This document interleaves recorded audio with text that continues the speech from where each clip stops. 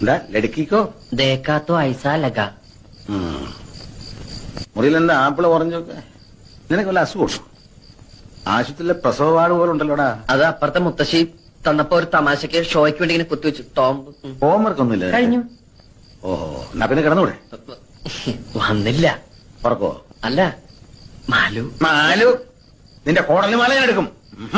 ഇന്നു മുതൽ ഇവിടെ ഞാനാ കിടക്കാൻ പോകുന്നത്. അയ്യേ, അപ്പൊ അവളോ? അവൾ അവിടെ കിടക്കും, അമ്മയുടെ മെങ്ങണേ കൂടെ.